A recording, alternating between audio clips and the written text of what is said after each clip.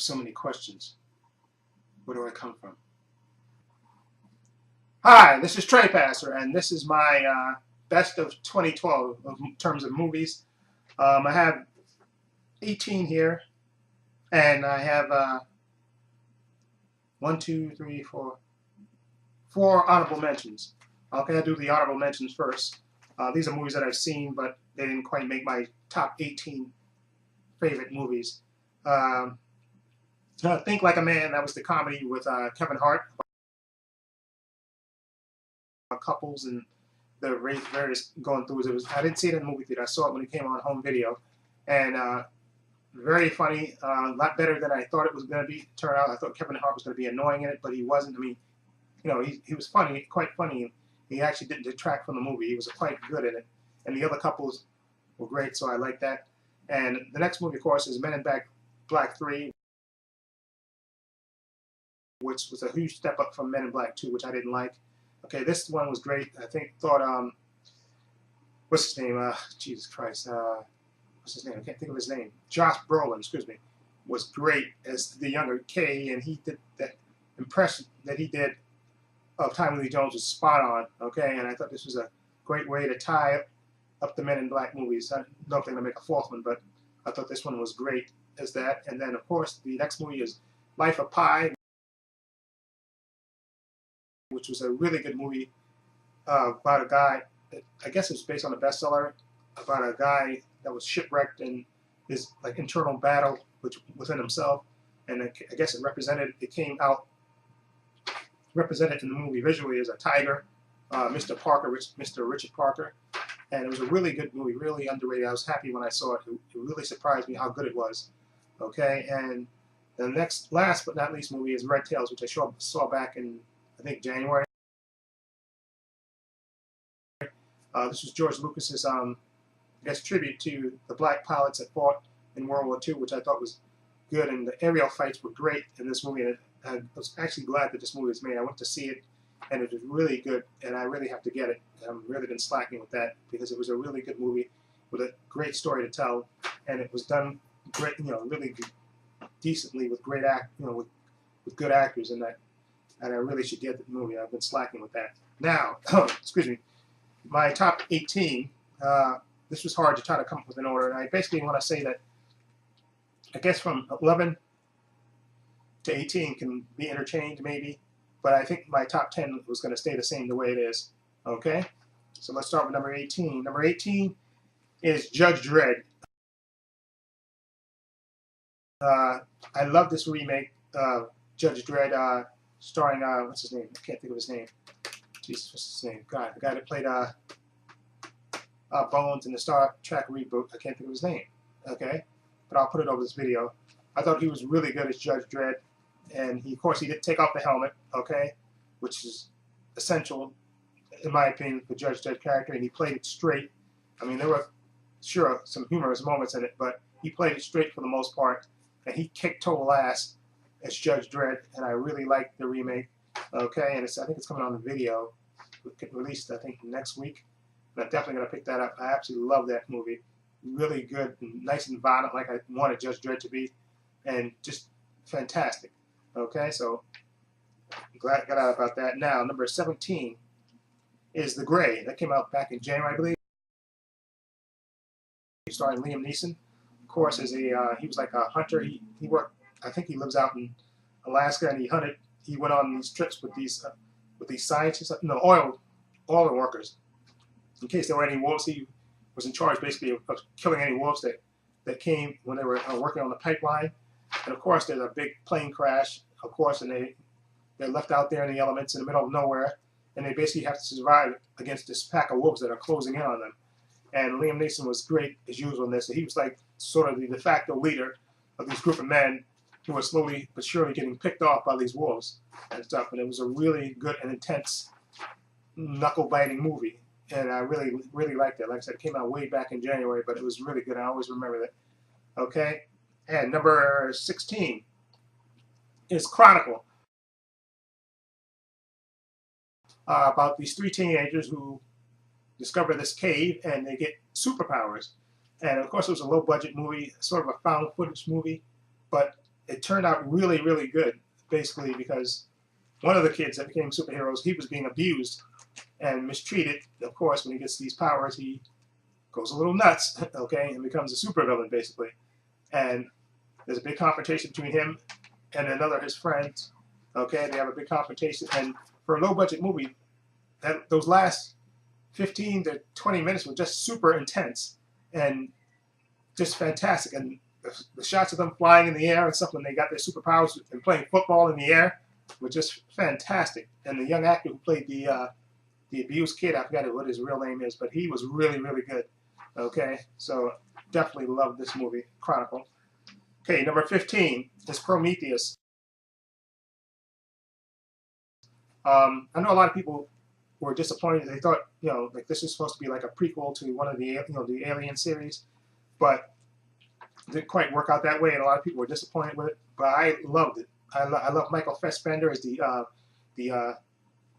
gonna say as the robot that was in charge of the ship. He was absolutely fantastic, and I loved what's her name, the lady that was in The Girl with the Dragon Tattoo, in the Sherlock Holmes movie. I can't think of her name now either, but I'll put it over the video. I thought she was really good too. And Moni Rapace, right? I think that's her name. Mona Rapace. I think that something like that. That's I think what her name is. She was really good too. And also Idris Elba's in it, and also Charlize Theron. Okay, and this I thought was a really good and intense movie, and definitely leaving it open for a sequel, which should be good. I think will be even better than this one. Okay, so I had no problem with Prometheus. I really enjoyed it, and I love saw it in 3D. Totally enjoyed it. Okay, now number 14, of course, is The Amazing Spider-Man. The reboot starring Andrew Garfield and Emma Stone. Of course, a lot of people didn't think the movie had to be rebooted, but I didn't mind. And what I liked about this movie a lot was mostly because they had, first they had, instead of organic web shooters, they had them actually design web shooters. They also had him wisecracking like the real Spider-Man does, okay? And I also said this in my review before, I like the way they made Spider-Man move in this movie. They actually took pages, I guess, out of the comic books and out of the cartoon. They actually made him move like Spider-Man would move. And I thought that was very good. I thought that was excellent. I loved the way Andrew Garfield, they had, or the stunt double, or the CGI, whatever it was, they had him move. They had him actually moving like Spider-Man. And I really liked that. And I know a lot of people didn't like the lizard design, but that didn't bother me either. And I loved the fights in the school and then on the building with the lizard. I thought that was great. And I really did feel in jeopardy for Emma Stone. I thought, but I knew they wasn't going to kill her, but I was a little worried about that. And of course, there's going to be a sequel to this, of course. And I don't know about Jamie Foxx being, I know Jamie Foxx is a good actor about Electro, but I'll just wait and see after we see the first trailer and see how he does. Jamie Foxx is a good actor, so this should be good, and it depends on what else they're going to do. And I think they're also supposed to be introducing Mary Jane in the next movie. So we'll see if it plays out with Emma Stone's character, which is geez, what the fuck I can't. Gwen Stacy. If it plays out the way it did in the comic books in the movie, that would be real dramatic if it played out exactly that way. Okay, so number 14, number 13 on my list is Safehouse, starring Denzel Washington and Ryan Reynolds. Basically about a rogue agent that basically gets taken to a safe house, and of course all hell breaks loose when people invade the safe house, and basically the rogue agent and the normal agent are on the run from them. And really good movie. Denzel Washington, real intense action. Ryan Reynolds actually stepped up to the plate in this movie. It wasn't such a wise ass all the time. He's actually had to act in this movie, and he played pretty good. I liked his performance in this movie. So Safehouse, really good movie. Denzel Washington's a total badass. And of course I'm biased, of course, but he's a total badass.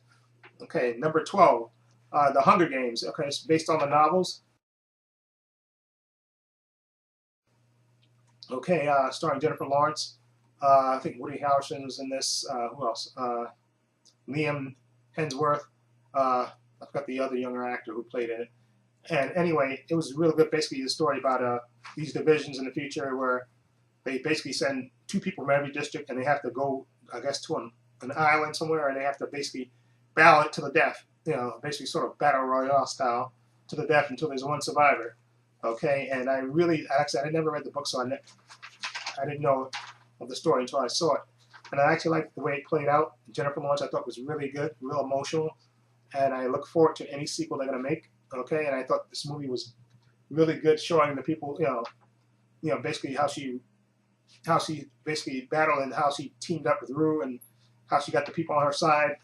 And I really like this. I'm looking forward to the sequel, which I think should be coming out next year. This is 2013, the sequel. Okay. Okay, now number 11 is End of Watch, starring Jake Gyllenhaal and Michael Pena. This is basically the story about a Los Angeles beat cops in their everyday lives. One of the cops, Jake Gyllenhaal's character, he's filming it for his film class. He's filming their day-to-day, of course, and they run afoul of these local drug dealers. And it basically shows you the life of everyday beat cops, and it gives you a peek inside their life. Basically about it. They have a little bit of the handheld footage that he's shooting, and then they show other shots, and it's a really good movie. Like I said, the chemistry between Jake Gyllenhaal and Michael Pena was great. You believe they were actually partners, and you really felt concerned for them after they get targeted and stuff. And it's just a really good movie. It really surprised me how good it was. It was really, really good. Okay, definitely one of the best movies that came out this year. Okay, and number 10, Looper. Okay, that's the movie, of course, starring Bruce Willis and what's his name? Oh, Jesus.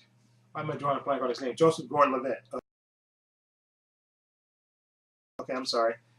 Joseph Gordon-Levitt's character, of course, is a looper who basically is an assassin in the future who, well, not in the future, yeah, in the future, who basically, well, actually, not in the future, in the future sometime, they kill people that, in the future, time travel is outlawed. I think that's the way they explain it. But when they want to get rid of somebody, they send somebody back to the loopers out in the middle of the field. They kill these people with their looper gun, and they kill them and collect money, and they collect gold. Okay, and then, of course, during the course of the movie, they also send their future self back to be killed. That's called closing the loop, and they get silver. No, is it silver? And then they get they get silver. I think that's the way it works. It could have been the other way around, but I think that's. But anyway, the story it gets interesting when, of course, Bruce Willis, which is Joseph Levitt's character, gets sent back. Of course, he doesn't go quietly. Okay, he manages to escape. Of course, this doesn't sit well with the people in charge, so they start. They're after Joseph Gordon-Levitt, and they're also after Bruce Willis, which is also Joseph Gordon-Levitt, just in the future. Okay, and Bruce Willis comes back in the past to basically kill the Rainmaker. I think that's what they call him, the Rainmaker, the one who's in charge of all this. And I think and he basically tries to kill the Rainmaker, who's basically a little kid back in the present time. So it's a really good science fiction story with all these twists and turns in it, and it's really, really good. It really surprised me how good it was. Okay, and number 9 on my list is Ted. Okay, this stars Mark Wahlberg and Mila Kunis, of course, and Seth MacFarlane is the voice of Ted. Okay, this was just a great comedy about a young kid who had no friends, who wished his teddy bear would come to life and be his friend forever. And of course, that's what he does. He comes to life based on this wish, and he basically grows up with the young man who becomes Mark Wahlberg's character. And the rest of the movie is about him trying to break away from Ted, trying to get Ted out on his own. And it's just a hilarious movie between Seth MacFarlane as Ted and the kidnappers, the people that try to kidnap Ted, and Ted. And the best part of the movie to me is when he gets a job for Ted at a supermarket, and every time Ted goes in to basically try to get fired by insulting the boss, there's I think like 3 scenes where he going to the boss and basically calling him a cocksucker, telling him that I screwed your wife or whatever, and he gets promoted. Okay, it's just hilarious the way it plays out. And Ted is, to me, best comedy of the year. Okay, hands down. Okay, number 8 on my list is Cabin in the Woods. This movie, of course, that I think was shot 2 years ago, 2010 or something. Anyway, maybe a ways back. This was written by, of course, Joss Whedon. Okay, and it's basically a satire on horror movies, and it has a lot of twists and turns in it, and it doesn't, play out like a typical horror movie. It has a lot of twists and turns in it, and it's probably one of the most original stories that I've seen in years, and it's just a fantastic movie, just excellently written and directed, and of course there's a surprise cameo in it at the end, and it's just a fantastic movie. That really caught me by surprise, Kevin, was how good it was, okay, because I wasn't expecting the twists and turns that they had in it. Okay, number 7 on my list is The Hobbit. Okay, it's Peter Jackson. This is the Return to Middle-earth, okay, and this is the prequel to the Lord of the Rings stories, okay, with Bilbo Baggins going with these dwarfs who are trying to get their kingdom back, okay, and their adventures, and it's another movie that's almost 3 hours long, and I thoroughly enjoyed it. I know people complain about, I think it was shot in 48, the speed that was shot. I didn't even notice it. It didn't bother me whatsoever. I really enjoyed it, and definitely one of the best movies of the year, The Hobbit. Okay, and Richard Armitage, I think that's the guy who plays the head elf. Okay, he was particularly good, and of course, Gandalf. What's his name? I can't think of the actor's name. Sir Ian McKellen. Okay, excuse me. He was great as Gandalf. Gandalf the Grey, and just a really good movie. They had little cameos in there from the Lord of the Rings movies, and I really enjoyed The Hobbit. Okay, number 6 is a movie I saw last week, Django Unchained. So, of course, starring Quentin Tarantino's latest movie, starring Jamie Foxx, Christopher Waltz, Leonardo DiCaprio, Samuel Jackson. Just a great movie about a freed slave who turns bounty hunter with the help of his German benefactor, and they basically go to save his wife, who's been sold to Leonardo DiCaprio's character. And it's just a really violent movie, a real fun movie, okay? And screw all those people that say, oh, they use the N-word too much in it. I didn't even notice it, didn't care, okay? The movie was great. The only thing I didn't like about it, okay, is Quentin Tarantino, okay, he should have put himself in the movie, because when he shows up in the movie, it kind of takes you out. You say, oh, come on, it's Quentin Tarantino, okay? Even though he got blown up, and that was funny, he should not put himself in the movie. He's just too famous to hide himself in a movie. Okay, but other than that, I really enjoyed that movie. Jamie Foxx was great. I loved Christopher Waltz. I thought he was absolutely fantastic. He had so many funny lines in the movie. And Samuel Jackson was the biggest Uncle Tom there ever was, okay? And he played the hell out of that part. I think they said that Quentin Tarantino told him that you're going to play the most hated black character in the all of cinema. And he was. He was Uncle Tom. Okay, he played that part well. Okay, and so that's number 6. Number 5 on my list is what's number 5? Skyfall, the latest James Bond movie starring Daniel Craig, Javier Bardem, and of course Judi Dench as M. And this one, of course, it gets personal. Javier Bardem is the villain, and they start targeting M and her, killing all of these agents, and basically Javier Bardem, you find out later on, he was a former agent, and he was basically sacrificed to get, I forgot the exact reason why he was sacrificed, for them to get some kind of intelligence or something, and basically he wants revenge against M, so that's why he's basically striking at the heart of M and coming after her, and basically James Bond, who's presumed dead for a little while in the movie, comes back to help save M and protect M, and it's one of the best Bond movies that I've seen in years. I think it's the best. I'm trying to think of Casino Royale. I really love that one. The Daniel Craig Bonds. I think Skyfall is better than Casino Royale. I think Skyfall and then Casino Royale. Okay? It's just that good. It's just, like I said, Javier Bardem is just insane, but he's just a good actor. Daniel Craig, perfect. And I love Judi Dench. She's just always so British, if that's a word. Okay? Just, with the heart, she's such a hard ass, basically. That's what I would say. She's such a hard ass, but she's good. Okay, and it's just definitely one of the best Bond movies of the in a while. Okay, so definitely worth seeing. Okay, and number 4 on my list is Silver Linings Playbook. I saw that movie Friday. That movie stars Bradley Cooper and Jennifer Lawrence and Rob De Niro, And like I said in my review before, it stars basically Bradley Cooper. He's a guy that basically caught his wife cheating on him. He came home one day, a teacher, and found his wife cheating on him. Of course, he snapped and almost killed the guy. And as part of his sentence, he got sentenced to a mental institution, where, of course, they discovered that he's undiagnosed bipolar. Okay, so basically, this movie is basically him trying to come back to society and be medicated and live a normal life. Of course, but he's so not trying to do that. He's trying to get back to his ex-wife, even though she has a restraining order against him. He's still trying to be focused and thinking that he can get back together with his wife instead of doing the therapy and taking his medication. And into his life, of course, comes Jennifer Lawrence's character, who's a widow who has her own mental issues, okay? And they meet, and it's just a great chemistry between those two. And basically, she tries to help him get back together with his ex-wife. You know, she promises him that she would pass a letter on to his ex, but he has to help her for this dance competition. And the movie is basically them coming together.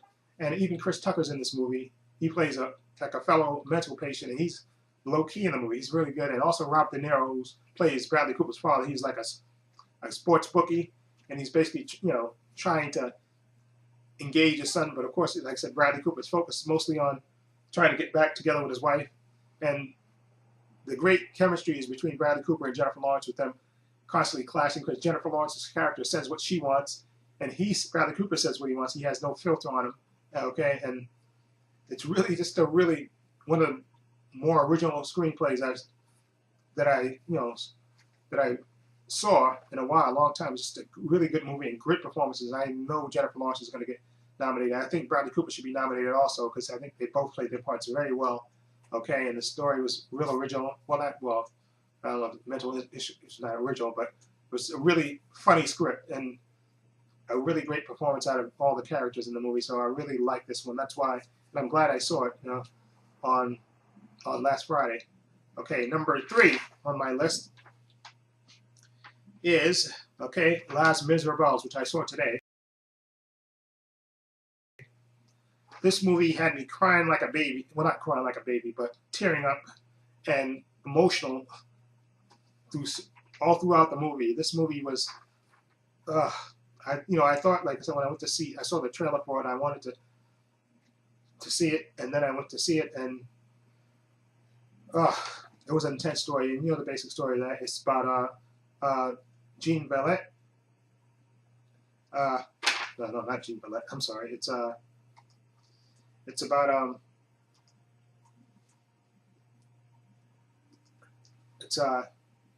Jean Valjean, excuse me, Jean Valjean, who was basically kept in prison for 20 years for a crime of stealing bread. You know, he's supposed to get 5 years, but he got 20 years because he kept trying to escape. And basically, this police commissioner named Javette is constantly on his back. You know, constantly on his back to make sure, you know, and he basically tries to live his life.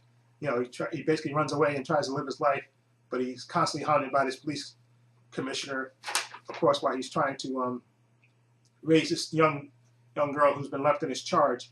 And it's a very emotional movie. Just great performances from Hugh Jackman, Anne Hathaway, Samantha Barks, I think her name is, and just a really emotional movie. It's a musical. It's 98% singing all the way through the movie, and it's not boring. It's almost 3 hours long. It's not boring. It's engaging, and it's emotional, and it's just. I remember after walking out of that movie, I'm going, Jesus Christ! I felt a little drained because it was just that emotional to me. All the stuff, and Hugh Jackman definitely is going to get nominated for Best Actor, I think, and Anne Hathaway for Best Supporting Actress. Okay, they were that good, and it's an emotional story, and definitely one of the best movies of the year. Okay, now number 2 on my list is The Avengers. Okay, this movie, of course, I was looking forward to seeing this movie a long time because, like I said, this was the build-up, the climax of the build-up of all the individual Marvel movies and getting them to come together in one movie. And I was just hoping that it wouldn't suck. Okay, I was just hoping, from the trailers it was looking good. So I was just hoping when we actually saw the movie that sucked, okay? And it didn't suck. Boy, did it soar, okay? Josh Whedon, who created Buffy and Firefly, Angel, he wrote a perfect script, and everybody had their little moment to shine in this movie. And it was like the perfect popcorn movie. Just action, humor, great villain. Story was great. There's very few movies that I see twice in the theaters, okay? This is the movie I saw twice. This is one of the movies that I saw. I saw 2 movies this year, twice in the theater. This movie and another movie, which I'll talk to, which will be my #1 movie. Of course, I saw this twice. Blew me away. Absolutely loved this movie. Was the perfect combination of all those movies, getting them all together, giving them all their individual moments to shine. I think the only person that really got kind of short-shifted was Hawkeye, but that was just the way I think it was written in that, and maybe in another movie they'll give him more to do. But I thought everybody was great in this movie, and Mark Ruffalo was great as Bruce Banner. He was the newbie brought in, and I thought it was just all the performances was great. I love Chris Evans as Captain America. Of course, what can you say about Robert Downey Jr. as Tony Stark? He is Tony Stark. Okay, and Chris Hemsworth was great as Thor, and Scarlett Johansson was absolutely fantastic as a Black Widow. I know a lot of people were saying, "Oh, she's this pretty face." But I thought Scarlett Johansson was absolutely great as the Black Widow. I thought she did fantastic in this movie, and I'm so looking forward to the sequels. And thank God they got Josh Whedon committed to writing and directing the second part, so quality should be still top notch. Okay, so the last but not least movie, which you probably pretty much can figure out, was The Dark Knight Rises. That's my #1 movie of the year. This movie had a lot of pressure on it. I guess for me, I was, because The Dark Knight was so good, just like the perfect movie almost in a way. So this movie had a lot of expectations going for it. Of course, you had Bane in this movie, and you had Catwoman in this movie, and this movie was emotional, tense. You had great performances from Anne Hathaway. She really carried the first part of this movie. A large part of the front part of the movie, she carried it. Okay, and Tom Hardy was scary as Bane. I mean, here's this guy, like I said, with his face basically covered in a mess. You could only see his eyes. So he had to basically act with his eyes and be a kind of a physical presence. And boy, was he intense and scary. And like I said before when I did my original review, you felt scared for Batman. I mean, that when he first started speaking, like I said, to me, he sounded like Sean Connery in the speaker things. That's what. And I know people say they couldn't understand him, but I could understand him. I don't know what. Maybe it's me. I was paying attention, but I could perfectly understand Tom Hardy when he was speaking as Bane. And he was scary because he was smart and he was physical. And like I said, do that first fight with Batman, I felt scared for Batman, and I didn't think that he would actually show him breaking his back, but he did it, and that was one of the most intense, because I think there's no music that you just hear just the physicalness, of Batman throwing the punches and Bane, retaliating, and that was a scary moment. Okay, that's just scary. I remember both times, and I saw this movie twice also, and I remember when I saw it both times, I was still on the edge of my seat during that fight. Just the physical nature of it, and kudos to Tom Hardy and Kristen Bale for making that fight. So it was just intense. Okay, and then the whole Joseph Gordon-Levitt, I think, really was like the heart of this movie also, because basically the movie was getting told through his eyes also. I think, he was like the everyman beat cop who was just trying, who believed in Batman and stuff, and was trying to get Batman back, and it was just really good. And also, what's his name? I can't remember his name. I can't remember his name. Commissioner Gordon. I can't remember his name. Jesus Christ! Hold on for a minute.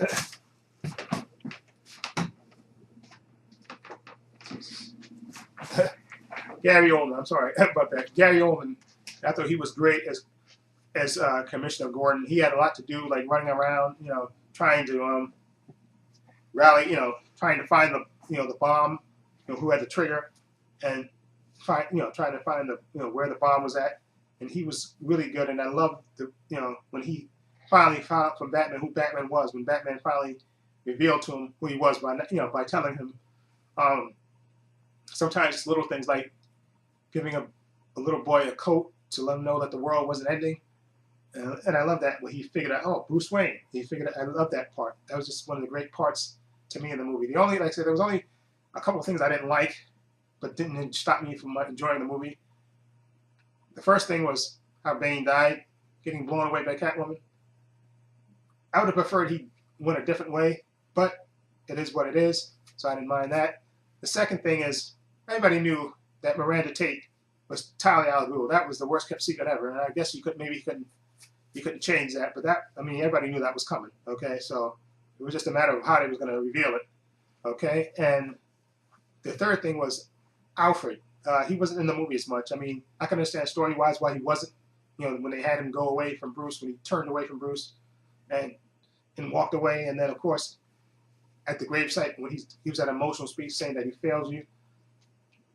And then I love, almost towards the end, where you see him going to Italy, and he sees, I think it's Italy, where he sees Bruce and Selina Kyle happy. And I love that because that tied in perfectly with what he told Bruce before earlier about that he was hoping that one day he'd run into him and he'd be happy, he'd be with a wife and kids and living his life. And of course, that's what he gets to see at the end, towards the end of the movie. I love that part. That part made me go, yes, Bruce Wayne got his happy ending, okay? And that really made me feel good.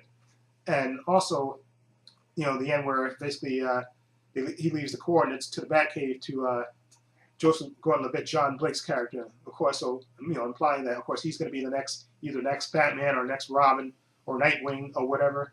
But I love the way that it just tied it perfectly. And I also loved the confrontation thing in the street with the police when they're at either ends, and then Batman comes down in the bat and boom, blows up one of the tumblers, and then they start running towards each other to fight.